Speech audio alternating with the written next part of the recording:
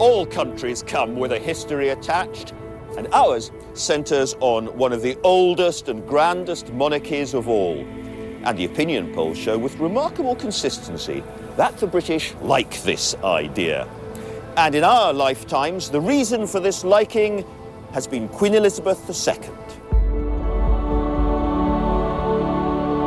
As a young girl, she didn't expect to become queen. Until the age of 10, she could have hoped for a quiet country life. But a crisis in the British monarchy made her father king, and 60 years ago today, when he suddenly died, she became queen. Now in her Diamond Jubilee year, she reigns over a different country and indeed 135 million people around the world. You know, she was 25. You think about how young that is for somebody to take on this incredible responsibility. But what does that mean? What does she actually do? It's been a life of turning up and reading official papers by our most familiar enigma. The Queen has provided a huge stability and a huge wealth of experience for those that want to tap into it. Oh, did you? You've had such a year, Marr. Quite busy. This series follows the Queen's working life over a year and a half. We'll hear from some of those closest to her. As all mothers, she's put up with a lot, and we're still on speaking terms, so I think that's no mean achievement. We explore her own history and look at just how much, behind the pageantry, she has changed the British monarchy. Garter and Blackrod, pray summon the Knights Companions elect. She's a proper professional at her trade. You've got some young upstart like me trying to do it his way. It's always important every now and again to look at how it's really done. For 60 years she's been looking back at the rest of us, understated, sometimes hard to read. And over 60 years, many of us have become so used to her, we've stopped asking quite what she does or why she does it. We've taken her rather for granted. And after 60 years, perhaps it's time we stopped.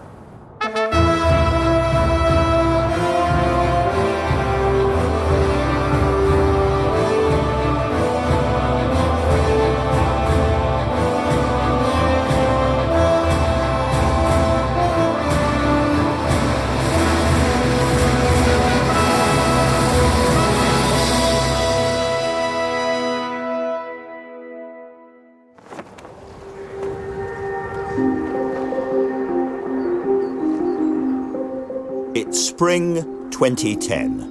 Hello, Queen! She's making a regional visit to Wales. This is what she does, a symbol of the country on legs.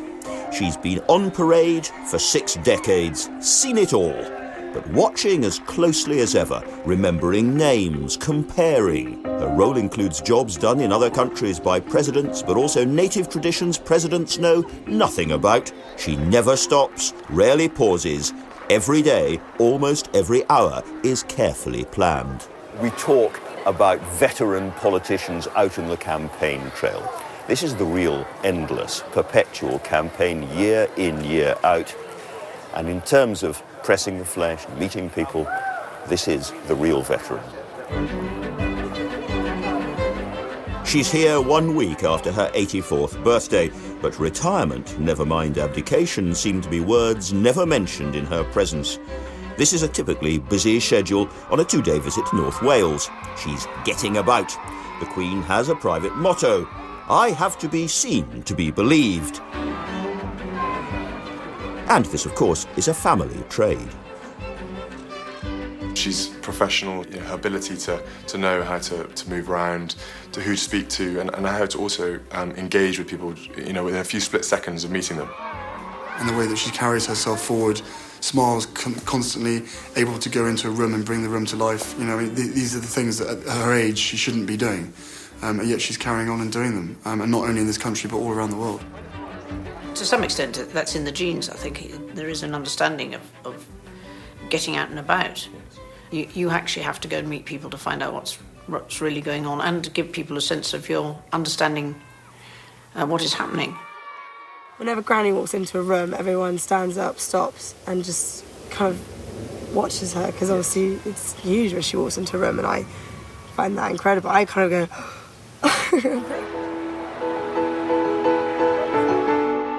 Now, of course, she's not ordinary. She's very rich, privileged, protected and cherished. Different in so many ways, big and small. She doesn't need a passport or a driving licence, though her husband does. But more important, she's only the fourth in what is effectively a new royal dynasty, stamped with her personal style, but built by her grandfather in years of mayhem and war.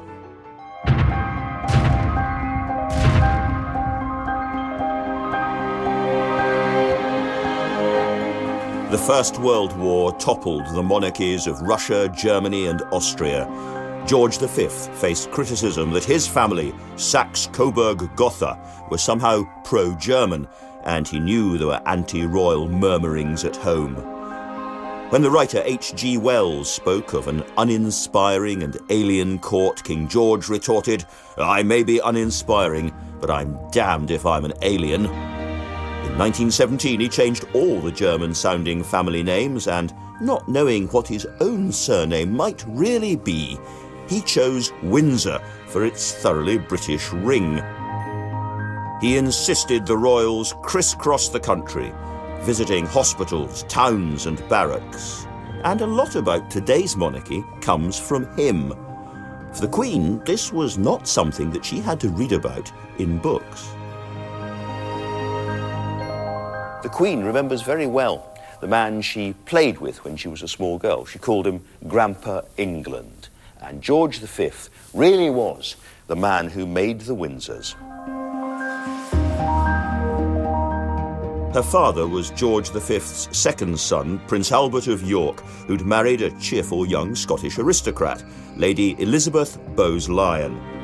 She turned him down twice, but it turned out to be a very happy marriage, so that Princess Elizabeth Alexandra Mary spent her early years in a private world of quiet security.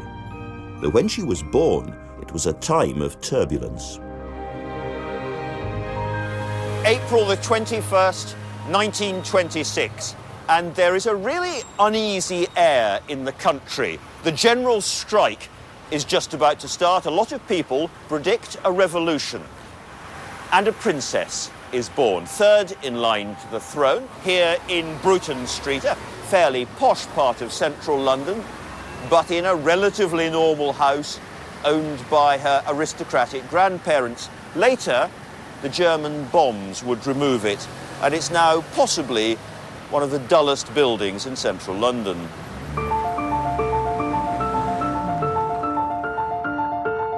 At 8 months, her parents left her to take a 6-month sea voyage to Australia and New Zealand.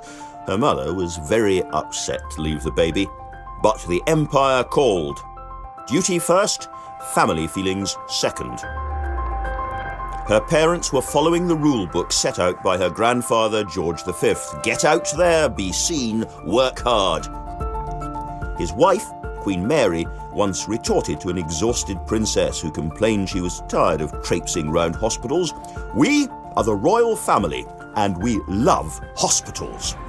If you're looking for a motto for this Queen's 60-year reign, it's not a bad place to start.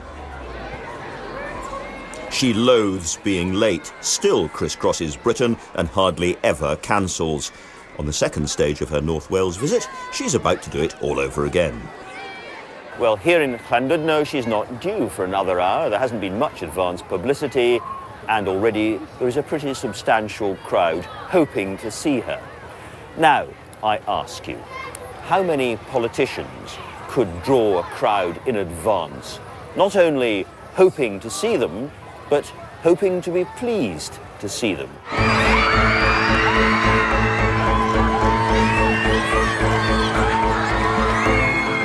Celebrities court the camera. They open up. The Queen is not a celebrity. Cameras court her, and she doesn't. Is this instinctive or something she's learned? Well, it's shrewd. Celebrities flare and then they burn out. It's pretty remarkable that in her 80s, she still generates the same warmth and excitement as ever. The Queen has developed this into an absolute art form, how to get round the maximum number of people, make as many people as possible feel that they've made some kind of contact, some small human connection with her. The thing is, when you're in the presence of the Queen, you are keyed up, and you want to be your best. You want the occasion to be something you can talk to everybody about afterwards. That, of course, is the magic of what she is wherever she goes. The real human exchange that happens there is not a facsimile and is not drummed up by the press. It's something about the best of us. If we've come to take this for granted, it's worth remembering that she would never have become Queen if her uncle hadn't been a failed, unsuccessful monarch. On a cold, sunny January day, the body of His late Majesty King George V starts on its last journey from Sandringham. Behind the coffin walks His Majesty the King, their Royal Highnesses the Duke of York, the Duke of Gloucester, the Duke of Kent and Lord Harwood. She was 9 years old when her grandfather, George V, died. As he was lying in state, part of the imperial state crown fell from the top of his coffin. His heir, Uncle David, as she called him, the Prince of Wales, saw this and wondered if it was a bad omen. It was. 1936 would become the year of the Three Kings. Already loved and respected as prince, he set out to do his duty as king in the industrial areas of Britain.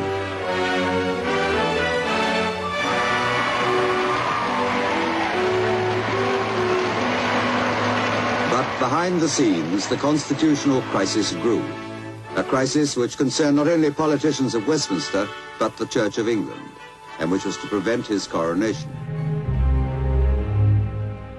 Edward VIII reigned for just 325 days, surrendering the throne to marry the twice-divorced American Wallis Simpson.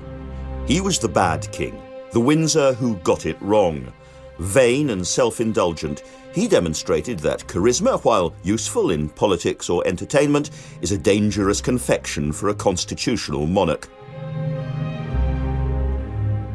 These are the unreleased stamps designed by him, looking like an emperor, to mark the coronation that never was. He was bored by duty, left official papers lying around with whiskey stains on them.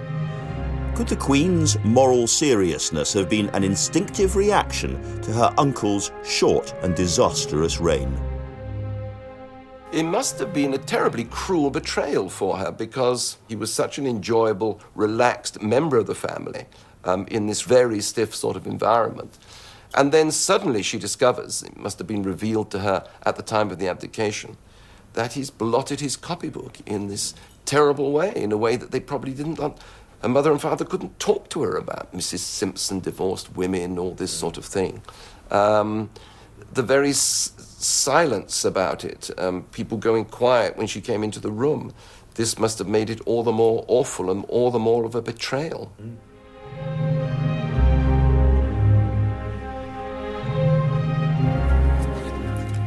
Carefully stored away in Victoria Tower at the Palace of Westminster are archives which record these dark days of the monarchy. These are the papers on the abdication of Edward VIII, and they reek of misery and crisis. This is his address to the House of Lords, in which he says, "I will not enter now into my private feelings, but I would beg that it should be remembered that the burden which constantly rests upon the shoulders of a sovereign is so heavy, it can only be borne in circumstances different from those in which I now find myself." And you then get the Act of Abdication, which went through both Houses of Parliament, all of its stages, in a single day. That's a sense of crisis for you. And then here is the royal assent to that, and it finishes with the great red seal by the king himself, signed with his own hand, and his own hand is on the front of the document. Edward R.I., Edward Rex Imperator, King Emperor. And by writing that signature on this document, he ceases to be king. So it's the only example I've ever seen, and may exist, of a signature which destroys itself. Amazing. With barely time for the country to take it all in, the Queen's father was crowned King George VI. 11-year-old Princess Elizabeth was a little shocked to realise she would have to move into the drafty Buckingham Palace. But she caught the sense of magic, writing of the coronation. I thought it all very, very wonderful, and I expect the Abbey did too. The arches and beams at the top were covered with a sort of haze of wonder as Papa was crowned. At least I thought so. Papa was only 41, and the prospect of her own reign must have seemed unimaginably distant. But that quiet little family, her mother's sense of fun, her sister Princess Margaret's mischief, what they called We Four, would now be changed forever. That's our royal family. And it's a family whose joys and sorrows are much like yours and mine, I suspect.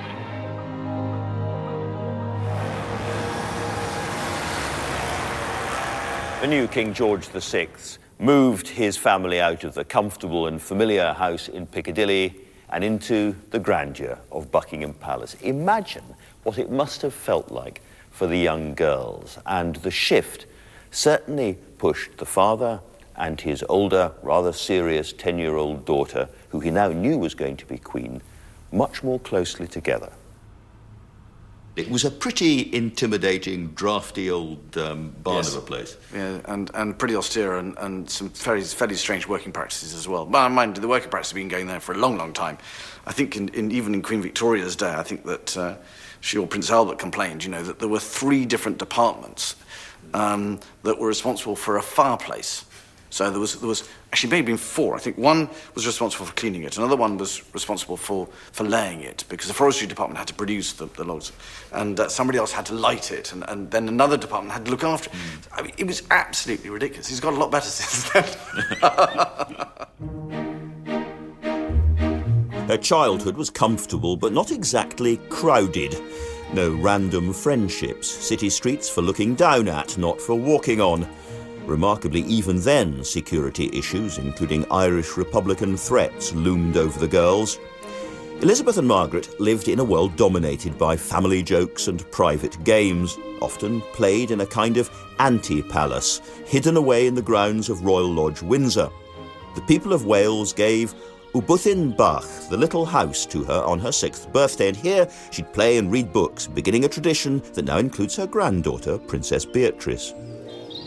Granny and her sister played here growing up, and we've been lucky enough to play here, and cousins and second cousins, and it's a big family treat. It's the most glamorous Wendy house ever, but it's really beautiful, and what you're seeing it as now is after sort of a year renovation Which you've been in charge of? Yeah, well, I've one of the people, but it's completely been rethatched, and new curtains, new wiring, new sort of bit of a spruce up, really, because it was such it's such a wonderful little place that if you want to have a look inside. Can we see inside?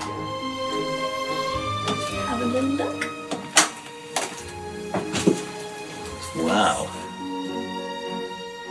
Okay. So as you see, it's Yeah. all sort of all the little china and glass and everything was sort of created especially for the house. It's got a very 1930s feel to it, doesn't it? Yes, it does. The kitchen is very 1930s too. And actually the fridge in there is not supposed to be in here. It was the fridge from the nursery, but when all the boxes came back, it suddenly reappeared. So we now have the original 1930s fridge in the house. And Granny was very clear that all the fabrics, she wanted very little designs, because it was such a little house that she, so we've gone for very little flowers and little rosebuds, and we have some quite new modern friends that have made their appearance as well. But she spent many happy hours and days here as a girl. Yeah, she did, and still now she likes to come back and visit, and it's it's wonderful that we can have. Say Granny's a great grandmother now, so we can have Savannah come and play in here as well. That's fantastic. And more great grandchildren in the future.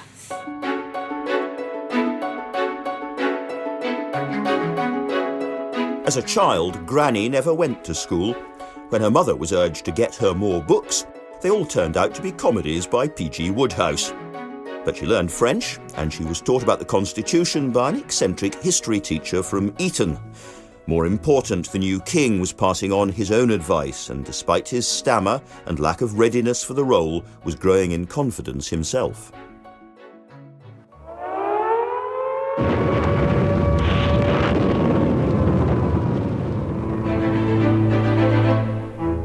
He refused to leave London during World War II's Blitz.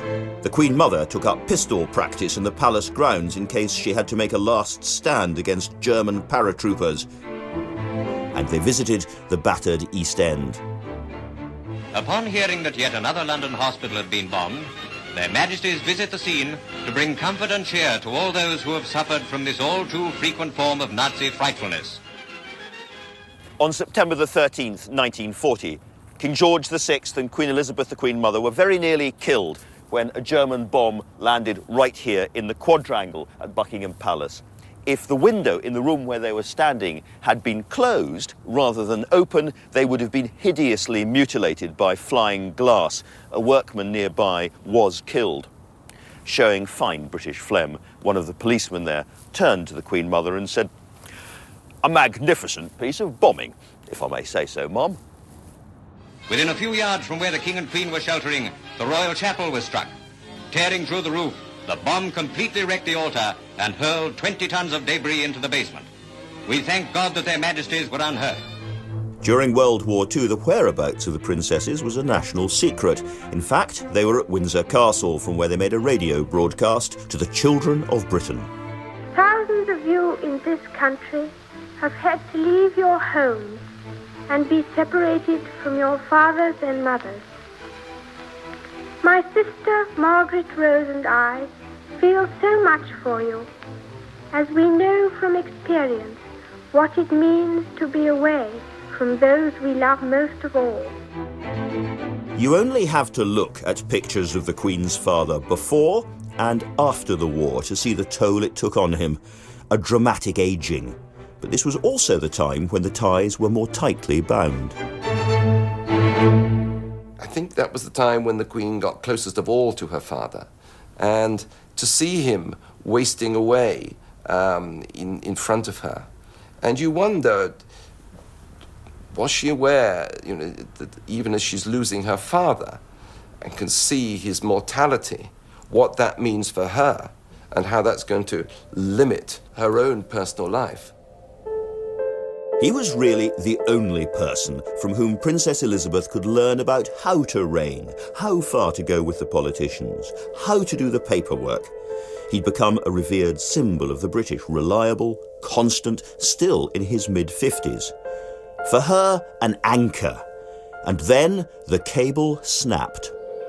King George VI's death came 60 years ago this week, here at Sandringham, the private estate he loved so much. His daughter was then 25. She had 2 children of her own, but this sudden death pitched her straight into the public and private world of remorseless meetings and duties, which she's always taken with the same kind of dead straight seriousness that she learned from him. She was considerably younger than you are now when she became Queen. Do you ever sort of reflect on what an extraordinary jump that must have been from a relatively private life suddenly thrust into that role at her age?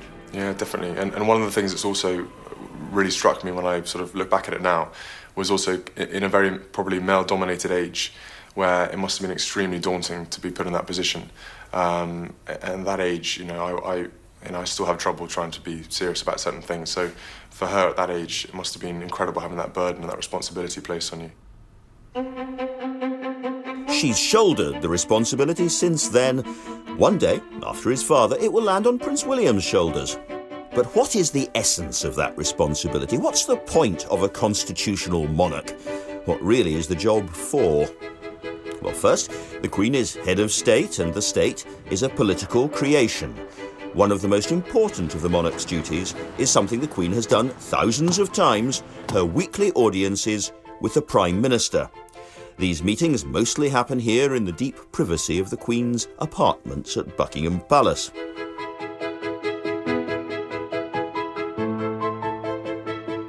The Queen's first Prime Minister was Winston Churchill, a titanic figure she found a great speaker. The Queen can do no wrong. He saw things in a very romantic and glittering way. But perhaps a less good listener. Since then, she's had 11 British Prime Ministers alone, and at the heart of the relationship are those totally confidential conversations, compared by one official to a weekly meeting with a therapist. I mean, certainly here one can't take it in, but there it must be even more traumatic, mustn't it? It's simply two people sitting down talking in an entirely relaxed and informal way. But they cover everything. I mean, the Queen, as head of state, has a right to know what is happening, has a right to know what her Prime Minister has in mind to do. I certainly found I could discuss anything with her in total confidence, and that included, by the way, all sorts of cabinet ructions and difficulties. Early on in her reign, the Queen had to cope with Prime Ministers who were older, wilier, and often ruthless. Anthony Eden came close to entangling her in his deception of the House of Commons and the wider world during the Suez invasion of Egypt in 1956, a disastrous adventure that divided the Queen's advisers and family. She was said to have been upset by the dishonesty involved. And so was Prince Philip's uncle, Lord Mountbatten. Lord Louis Mountbatten, very close to the royal family, was First Sea Lord, and he tried to resign as that crisis deepened, and was ordered by the First Lord, Quintin Hailsham, to stay at his post, and he did. The resignation, the attempted resignation letter, all declassified. So the Queen was deeply, deeply concerned. Eden's successor, Harold Macmillan, entangled her in politics by forcing the pace when he resigned, so that his favoured successor, Alec Douglas-Home, got the job. The Queen had visited Macmillan in hospital to hear his views, and many thought that the Conservative leader was using her for his own ends. Oddly, perhaps, she seems to have established a very warm relationship with her first Northern Labour Prime Minister, Harold Wilson. I think it was said that Harold Wilson once remarked at the particular times of crisis, late 60s, when he was in deep trouble, and there were plots, as he thought, against him. He used to say that he looked forward to the meeting with the Sovereign, which I think was then on a Tuesday evening, because it was the only meeting he attended in the week which didn't leak, and it was the only time he met somebody for a proper, serious conversation who wasn't after his job. As the Queen has grown ever more experienced and grown older, and her Prime Ministers have grown younger, the balance has changed. Perhaps the most pivotal, important premiership of all was that of Margaret Thatcher. Good evening, Your Majesty. You've had a very long day. It ran over just a little bit today. But you started... In 1986, the Sunday Times suggested the Queen thought Mrs Thatcher was uncaring and confrontational, that the Queen was a political infighter prepared to take on her Prime Minister. This was over-briefing by an enthusiastic Buckingham Palace press officer. The Queen was fascinated and sometimes amused by Margaret Thatcher. Once, during a particularly stuffy diplomatic reception, when the Iron Lady felt faint for the second year running, the Queen glanced over and said, "Oh, look, she's keeled over again." And the royal family isn't comfortable with too polarised politics. As the people at the top, they like the idea of the country holding together. However, the Queen always saw the point of Margaret Thatcher. She admired her guts, and she was intrigued by this self-made female leader. The evidence is generally that actually, on a personal level, they got on very well. No, I think they did. I think they each thought the other was slightly strange, but which indeed was true. I am the 10th Prime Minister of Queen Elizabeth II's reign. Prime Minister. Tony Blair's New Labour presented a different problem, a vigorous government of self-proclaimed modernisers, which Whitehall insiders said had little instinctive feel for monarchy. Being in power changed that. You know, the fact is, any Prime Minister ends up with unexpected events and happenings and crises, and you need to be able to come through those and handle them, and actually handle them psychologically as well as politically. And I often used to talk to her about the past, about previous prime ministers, what it was like, how they handled things, and she was, she was prepared within the context of the audience to be very frank and open and informative, in fact. I mean, I think they want to do a deal if they possibly can. The question is whether we can get everyone through it at the end of this week, really. But it's, for the new countries particularly, they want one. And that's the best chance we've got of getting one. You can imagine. We now have an older, grandmotherly queen who remembers so many forgotten scandals and got past that one crises. The Queen has, according to the great Victorian journalist Walter Bagehot, the right to be consulted, to advise and to warn. And the more experience she has, the more perhaps that means. And today, it's David Cameron's turn. We're recording this as it happens on Budget Day and at a time when British pilots are flying over Libya. So there will be a great deal for the Prime Minister and the Queen to talk about once they get down to the meat of their conversation. What will she say to him? What will he reply? We will never know. And that is the point.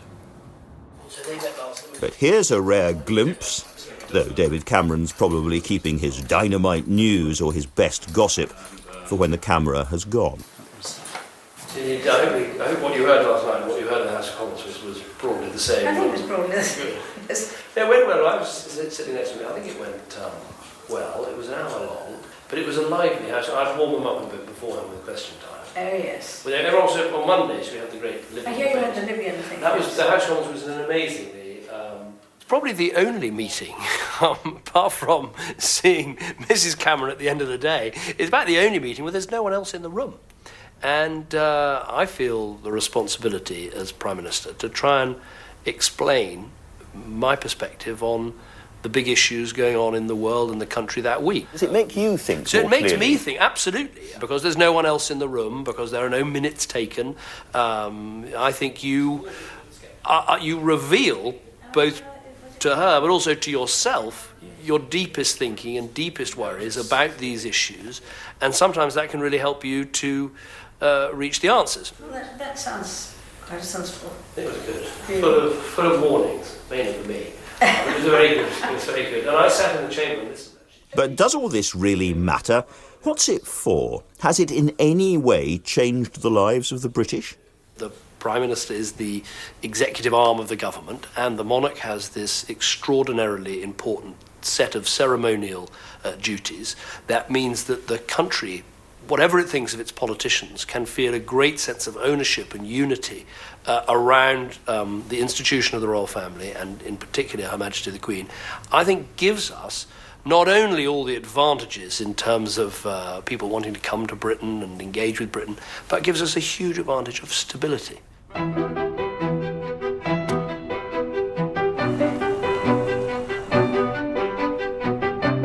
The Queen stays on top of things. She reads the newspapers, not just the Racing Post, the lot. She really does. Good morning. Good morning. She listens to the radio and the evening news on television, and every day, wherever she may be, those fat, heavy red cabinet boxes arrive, brimming with closely typed paperwork, carried to her through the corridors of the palace. In these boxes have been some of the deepest secrets of the British state over the last 60 years, what they really thought in Whitehall during the most dangerous parts of the Cold War, when the world was on the edge of nuclear annihilation, what they really felt about some of the big domestic stories, those great confrontations when Margaret Thatcher was Prime Minister, or the true story of Tony Blair and taking the country to war in Iraq and Afghanistan, the fight between Blair and Brown. The Queen really has had an absolute ringside seat for everything that's most important. They call her, in number 10, Reader Number 1. She uses a desk glossy with royal history. Modern Britain's business is dispatched on furniture which once belonged to the Bourbons of Paris, brought down by the bloody French Revolution. Here is British democracy's Reader Number 1, always ready for when the next box of documents arrives. Why does she read those papers? Is it important that she sees the secrets of the state and knows what's going on? If she's going to fulfil that function of keeping prime ministers and secretaries of state on their toes in her weekly meeting with the prime minister or the bilateral she regularly has with the big ministers, she's got to be well primed. And she has this enormous accumulated compost of memory and knowledge, but you have to keep it up to speed. I suspect it's her equivalent of athletic training. It's her workout. I've heard it said that there are only 3 people in government who really truly understand what's going on. The Chief Secretary to the Treasury, the Prime Minister and the Queen. One of her former private secretaries, way back in the 70s, said that if she wasn't on top of all of this stuff, very quickly people would notice. Prime ministers, ministers, ambassadors, foreign would realise that she didn't know what was going on. And sort of something soggy and soft would happen at the apex of the state. I think that's probably true, although, to be honest, quite a lot of the Queen's functions are almost rubber stamping. I think on a more personal level, if the Queen didn't keep up this great discipline of having to read every single day and keep on top of things, she might never be able to catch up again, or she would feel under pressure. And she has an iron discipline to read.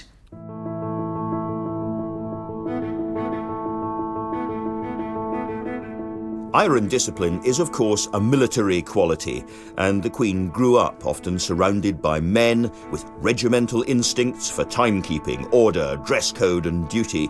Responsibility was drummed into her. Her South African speech, aged 21, is the speech of a true believer in monarchy, nationhood, God and destiny. There is a motto which has been borne by many of my ancestors, a noble motto: I serve. I declare before you all that my whole life, whether it be long or short, shall be devoted to your service and to the service of our great imperial family to which we all belong. So this is the woman who became Queen. We've seen the way her reading and her private meetings with politicians mesh at the heart of the British state. But what about the grand public occasions, such as the opening of Parliament, which she's done 58 times? Britain, unlike other countries, has no written constitution, no founding document. Her authority is more like an ancient echo, a half-hidden mystery. And this is the room that you never see. This is the robing room. And the Queen will come in here. And the imperial state crown, which with the other jewellery has arrived in its own coach from the Tower of London, and then she gets robed. This is not the House of Lords and it's not the House of Commons. This is the Queen's bit of the Palace of Westminster. And it's really important symbolically because the monarchy, the state, the unending United Kingdom meets the day-to-day world of politicians arguing about the things that politicians argue about. And when the Queen leaves this room with that great crown on and all the regalia, she is going to speak the words of a here today, gone tomorrow politician, the Prime Minister of the day. But she is still the Queen. She is not the government. It's her government, but she is not the government. And this is a crucial distinction.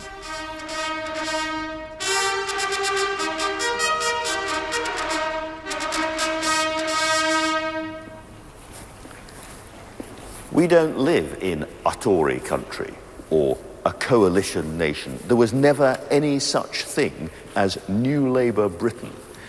These are just the labels of governments who aren't quite squatters, that would be unfair, but are merely lodgers. The state is meant to represent all of us, whatever we think of the people running things at the moment. The state should have an acute memory of what happened in the old days and how things used to work, and a lively interest in the longer-term future. Other countries represent the state with a constitution, a book, a bit of paper, some kind of symbol.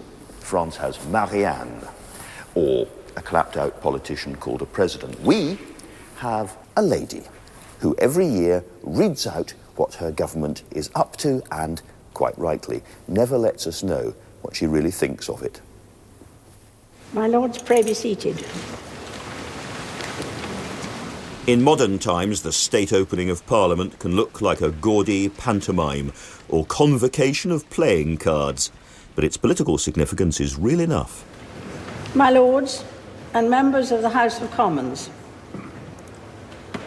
my government's legislative programme will be based upon the principles of freedom, fairness and responsibility. And yet all the work at home is only part of what she does. A lot of the Queen's life has been about travelling abroad. Again, why? Why is she the most well-travelled monarch in history? Why has she made more than 325 overseas visits to more than 130 countries, going far beyond the states she reigns over, or even the Commonwealth? They included Russia, where revolutionaries killed her relative Tsar Nicholas II and his family, and communist China. All of this costs money. Does it really bring Britain much in return? Does her presence make a real difference to the way we sell ourselves abroad? Well, yes, it does. It undoubtedly adds great weight to how we say, and it draws attention to us selling ourselves abroad. The Queen doesn't do trade deals. The Queen isn't actually herself soliciting business for the country. But the presence of the Queen draws enormous attention. And her travels take her deep into Republican territory too. If there's one place on the planet which challenges the idea of monarchy more than any other, it's the United States of America, the most successful democracy of all time. They didn't just reject monarchy, they rejected our monarchy and built a system with an elected leader whose powers are far greater than any king or queen has ever had.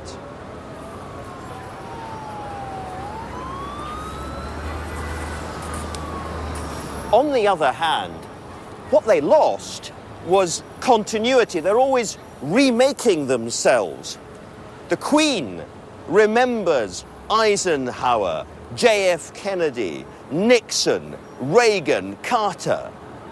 And there's nobody at the apex of the United States you could say that about. Here in the United States, you might think that nobody thinks much about that. You might think that in hard-boiled New York, people don't miss continuity or a sense of history. But you'd be wrong. She's like an icon in the community. Like here in America, you don't really see as much females with her statue. So I think she has a great influence. I like that she's a remnant of the past, so I like that, though. You don't see too many other monarchs still around, so I don't mind the Queen. We love the Queen. That's fantastic. I didn't know that she was going to be here. High five. Yeah, I know. I know, that's really cool she's coming here, though.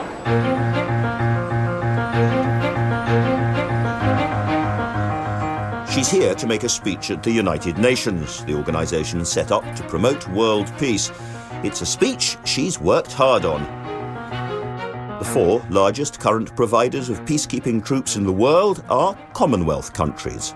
She's head of state of 16 United Nations members, so this matters to her. The Queen makes speeches all the time, but she's not one of those people who like the sound of their own voice. She is pleased when the speeches are over. Public speaking is a routine, familiar, well-oiled ordeal. In less than 2 hours' time, the Queen is going to be standing there addressing the United Nations. First time she's done it since 1957. This assembly was born of the endeavours of countless men and women. Back then, she was upbeat and optimistic, and so she will be today. You might say mostly her story has been the triumph of optimism and hope over bitter experience. But after all, that is the story of monarchy, and it's the story of the United Nations too. It has perhaps always been the case that the waging of peace is the hardest form of leadership of all. That was a really important speech, and she was able to go there and talk a lot about foreign policy aspects, talk about the successes that the UN has had and the issues that are still troubling it, about failed states. So, you know, she can do an enormous amount. Grown and prospered by responding. Queen is not controversial, and therefore everybody feels included in when she goes abroad. And there's a completely different atmosphere when the Queen comes down the stairs, as it were. It's different from anybody else doing it. It just is different. In tomorrow's world, we must all work together as hard as ever if we are truly to be United Nations. Rousing speeches aren't really her thing. In truth, the way the Queen connects best is with a personal touch. She may not be a natural performer. She's never provocative, but she has found the right words for times of grief and crisis, and she moves people just by turning up, as she's about to do here in the last part of her New York visit at the site of the Twin Towers. Ground Zero, nearly a decade on, and it's messy and dirty and busy and hot, and still very sad. Part of the job of a monarch is to articulate what people feel when tragedy strikes, when things go wrong. 67 British people died here among the nearly 3,000 who perished. And in the days afterwards, the Queen spoke very well. She spoke through the British ambassador just along the road at a church as the rain streaked down. And she said these were dark and harrowing times, and she finished by saying something which is simple and true, which is that grief is the price we pay for love. Now, so long afterwards, she's back. She's going to be laying a wreath. Prince Charles and Camilla have been here before, but she's never been here. And it's going to be, it'll be a poignant moment, actually. Among those waiting for her is firefighter John Morabito, who survived the collapse of the South Tower. 411 emergency workers lost their lives as a result of the terrorist attacks. Just to be able to meet the Queen and see her human side, that she would come down here and grace us with her presence at the World Trade Center site. I think it lifts the spirits of Americans, especially New Yorkers. There are times, especially in the fire department, we feel like the world kind of forgot about us and what we went through. So to have someone like the Queen of England, which is a sister country to us, we feel very a close bond to England, to come down here and to pay our respects. It means a lot to New Yorkers especially, and I think to Americans. It shows a human side of her as well.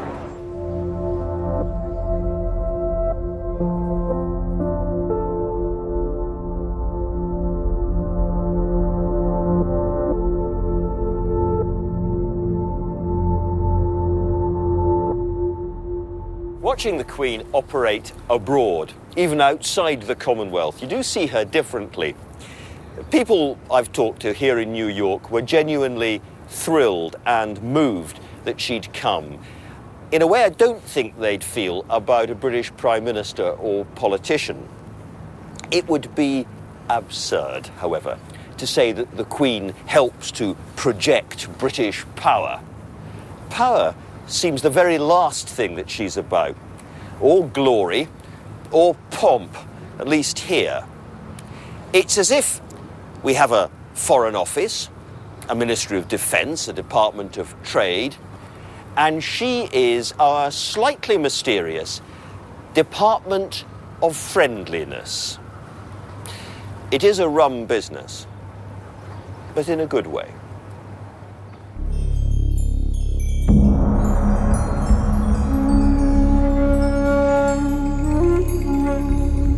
It's November 2010 in Abu Dhabi, and the Queen is in the Gulf. Once the Windsors were king emperors. Now they travel as would-be wealth creators, promoters, first onto the beaches with the politicians and the businessmen at their backs. The colour of the carpet waiting for her never changes. but the world certainly does. When she became Queen, this place was in British hands, and it was mostly dust and camels and old forts. When she was last here, more than 30 years ago, this was an independent country on its way. And now it's one of the great mushrooming Jack and the Beanstalk economies, enormously powerful. Do they need us still? Do we need them? We certainly do. It strikes me that this has become a place which matters an awful lot to, I mean, Manchester City fans, but also to a lot of workers as well at British Home. It's not just the UAE, it's the whole region. Yeah. Hugely important from the business opportunities, the business case. There's an awful lot going on. Yeah. I've been coming to this region now for whatever it is, nearly 12 years. Yes. And developing the relationships. And this part of the world needs continuous hand and touch. And personal contacts matter a lot. Oh, hugely. Really, hugely. Yeah. And the fact that Her Majesty's coming now is really, really important, especially after the new government has given and reinvigorated the relationship with the whole of the region. But as you can see, the aeroplane is rolling up now. Yes. Back to work. I mustn't keep them from the Queen. Thanks very much. Thank you. Monarchies are a minority in today's world, but they're hardly unusual. 40-odd countries have monarchs, depending on how you count them, and there's no doubt that monarchs have a natural curiosity about one another, which can oil the wheels of trade. The Kings and Queens Club. Tonight, this Queen is greeted by the Crown Prince of Abu Dhabi.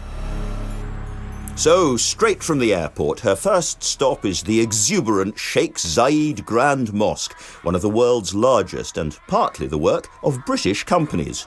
Shoeless, the Queen, whose range of hats is famous, now wears her tribute to local fashion, including her version of the traditional abaya gown. She meets children, learning the Quran rather late at night. One of the things that's changed in the Queen's reign, and she is now very conscious of, is that she is also Queen of 1.6 million British Muslims. Ambassador, what does it actually mean in concrete terms for Britain that the Queen comes all the way out here? It's tremendously important for the relationship. This is a country that counts for the UK. It counts because 120,000 British people live here. It counts because of their security. So the defence and security relationship between the UK and UAE, with our troops serving alongside each other in Afghanistan, with our law enforcement agencies intercepting bombs on the way to the UK, I suppose is very important. Yemen's just round one corner and Iran's over the water, so it's a pretty important place. If there was no royal family, if we were a republic, what would be the difference, do you think? It will be shallow, shallow, shallow. How big a deal is it? This is probably the most important bilateral contact between the UK and the UAE of the decade. The official welcome is a traditional Bedouin one, but again, this is really about corporate Britain. A European-influenced museum designed by a Briton, backed by the British Museum. A British architect, Lord Foster, produced it, so lots of money involved. But the bigger picture is that in the Gulf, the Chinese are moving in. And this dance of royal diplomacy is one of the ways the British government is trying to fight back. The role the Queen can play as Britain tries to find its place with the other great powers, the great powers of the world, is a very big one. The fact that they have such esteem and affection for her actually, I think, gives Britain an enormous advantage. And she is seriously interested in the project and in architecture. She's done her homework, yeah. Which is really impressive. The one thing you have to realise when you're abroad is that people absolutely adore the notion of the British monarchy. They're fascinated by it. They want to know about it. I mean, if I'm whatever part of the world I'm in, they will always ask me about the Queen, about what it's like, about the monarchy. And so for us as a country, it's a no-brainer, actually, in terms of what they bring, because they bring something no one else can. The pinnacle, of course, is the Queen's visit, but it's what's going on beforehand, where the political context is, what's going on with the relationship, and then you've then got to look at what happens afterwards. And it's the gathering of those strands that you pull together, and then, as it were, the Queen is the person who sort of cinches them at that one particular moment.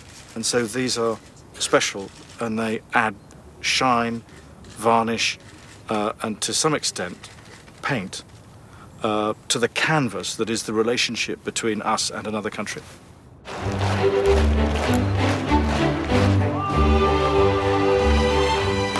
The Queen's visit continues to the kingdom of Oman, ruled by an old friend of hers, Sultan Qaboos.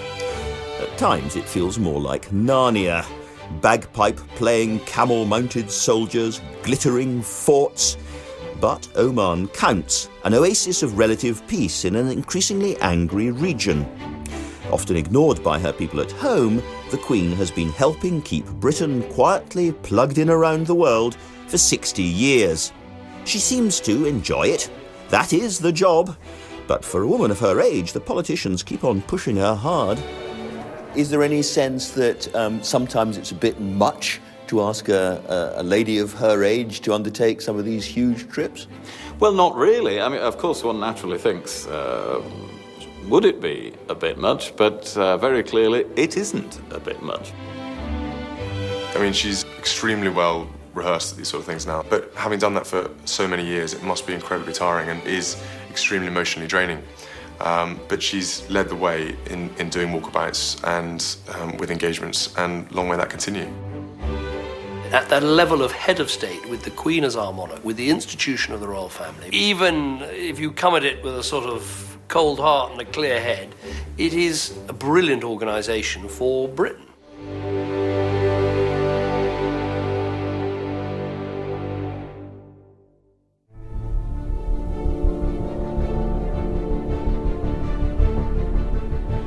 The experience of following the Queen, even for a short time, takes you to some strange places and involves a great deal of exotic transportation. It's sometimes like ordinary life, with the colour balance turned up so high, it's almost shrieking. But it's hot, hard work, and underneath the clatter and glitter, rather more hard-headed and down-to-earth than it looks. For 60 years, the Queen has been, many people would say, an adornment. What she isn't is an ornament. It could have been done differently. Running this monarchy in modern times, juggling old authority and noisy democracy, hasn't just happened. It's been carefully thought through by the Queen, her father, her grandfather, and their advisors. They had an idea, a plan, and by and large, they've stuck to it. In episode 2 of The Diamond Queen, we explore that plan further. We look at how the Queen has been a quiet but restless moderniser. She did close a circle of history. We ask how the family have learnt from her. She very much leaves the family to go off and find their own way. If you get it wrong, stand by. You'll be put back in your place. And we hear the inside story of her grandson's wedding.